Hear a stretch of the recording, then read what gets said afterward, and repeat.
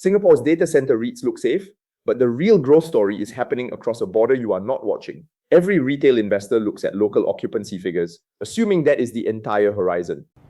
I have been watching this one for a while, and the number that finally made me sit up was the grid connection delay sitting across the Causeway. Most financial content is built around excitement: what is surging, what is breaking out, what you might be missing. I am deliberately building something different. Retirement-grade investing is not exciting. It is disciplined, forensic, and it is designed to still be working when you need it most. But if you only audit what is inside our borders, you are missing the physical bottleneck building up right next door. Turning to the local capacity picture, let us examine what Singapore is actually releasing.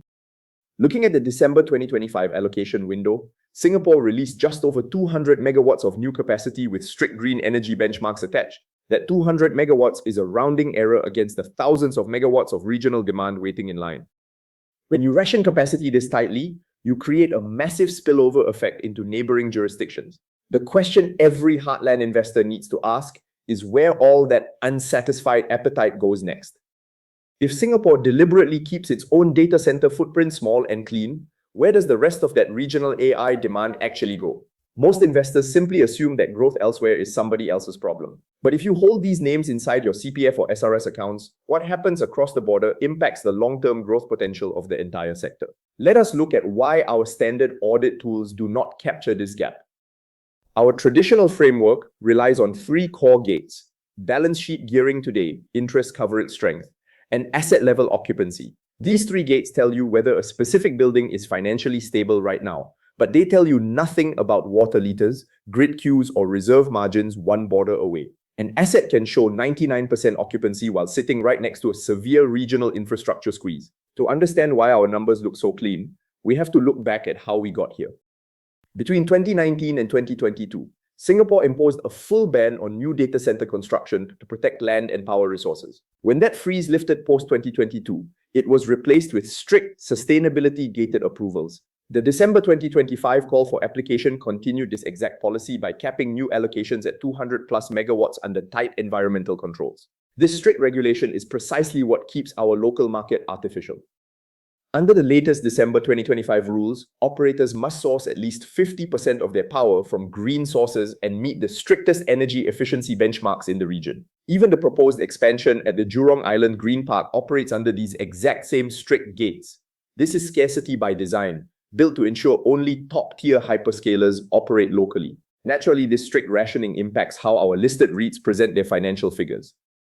Because Singapore deliberately restricts local supply, occupancy stays near total capacity, and balance sheets stay disciplined almost by construction. The gates we check pass so consistently because the local market is heavily curated to prevent overbuilding. Our clean numbers are a direct result of pushing the resource-heavy demands outside our borders. Now let us look across the Causeway to see where that heavy demand landed. Across the Causeway, Johor offers cheaper land, fewer immediate restrictions, and direct fiber connectivity into Singapore's submarine cable network. The Johor state government has actively courted hyperscaler capital to absorb the massive demand Singapore turned away. It has become the primary release valve for the region's AI infrastructure boom. But the sheer scale of capital moving into Johor introduces a completely different set of physical risks. Johor's committed and planned pipeline currently sits at roughly 5.7 gigawatts, backed by $42 billion in planned investment. That is $42 billion flowing into a single Malaysian state to build massive server farms. When that much capital moves into one concentrated area, local infrastructure gets pushed to its absolute limit. In fact, tracking this rapid expansion has proven difficult for industry analysts. Industry estimates for Johor range from under 1 gigawatt of live operational capacity to vastly higher pipeline projections. This wide range is a clear signal that the market is growing much faster than the reporting infrastructure can track. When tracking mechanisms lag behind physical build-outs, operational bottlenecks usually follow shortly after. This divergence highlights the structural split between Singapore and its neighbor. Singapore keeps the highest margin, most efficient, greenest AI infrastructure within its own borders. Johor absorbs the rest, the land-hungry, water-thirsty, physically massive facilities that Singapore's regulations were specifically designed to exclude. We keep the premium corporate layer while offloading the heavy environmental burden across the strait. Recent geopolitical shifts have accelerated this exact dynamic.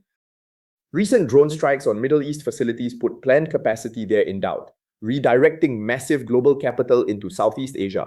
Analyst estimates now place Malaysia's total pipeline across all states at close to 13 gigawatts once this redirected demand is included. Capital is flooding in, but it is entering a market with far thinner resource buffers than where it was originally headed. This places Malaysia far ahead of regional peers. Malaysia's pipeline now dwarfs Indonesia, Thailand, and Singapore combined. This regional capital shift carries the same macro risk that impacted Singapore Airlines' fuel costs during Middle East tensions, but it hits a completely different balance sheet. Capital is arriving much faster than the supporting power and water infrastructure can be built. Let us look directly at the power grid constraints. Malaysia projects national data center electricity demand to reach 70,000 gigawatt hours by 2035, backed by a grid that remains over 80% reliant on fossil fuels. In parts of Johor, grid connection waiting times have stretched to 18 months. You cannot run a high-density server farm without secured power, no matter how much capital you bring. This grid bottleneck is already forcing authorities to act.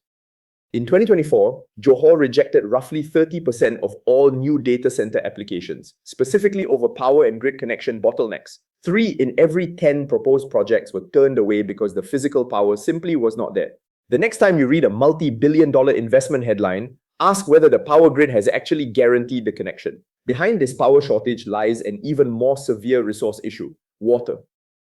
A single 100 megawatt data center using standard evaporative cooling can consume several million liters of water every single day.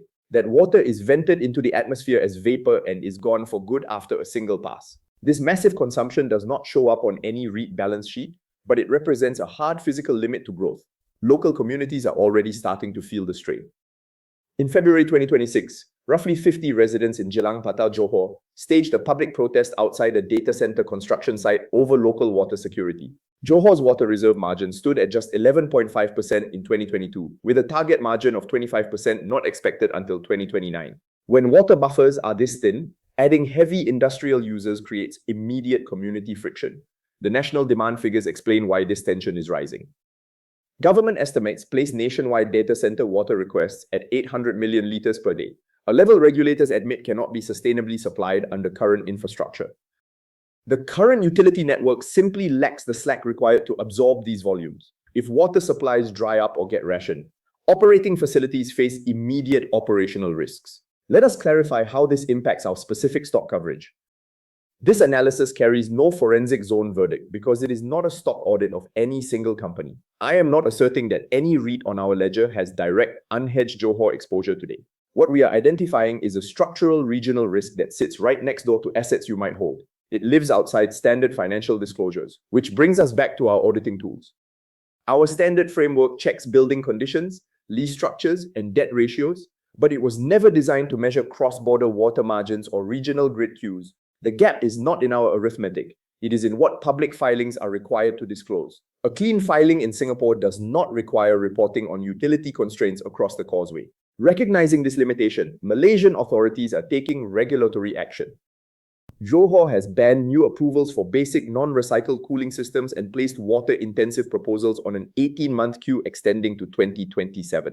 A new state coordinating body now enforces strict water, power, and buffer zone requirements, while federal authorities are penalizing phantom demand. Regulators are actively reining in unconstrained expansion.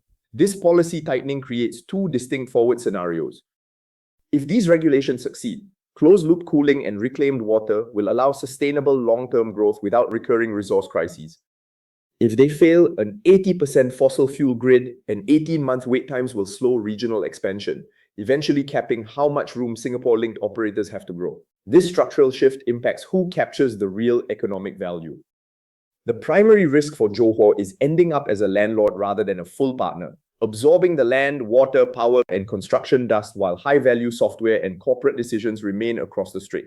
For us as retail investors, a clean Singapore REIT's growth runway may not be as unconstrained as its high occupancy figures suggest. Here is what I am monitoring moving forward. I am watching for any disclosed expansion or joint venture tied to the Malaysia corridor and whether management explicitly details water and power risks rather than hiding them inside headline growth numbers. There are no downgrades today because every name on our ledger continues to clear its financial gates on disclosed figures. We remain disciplined while tracking physical developments closely.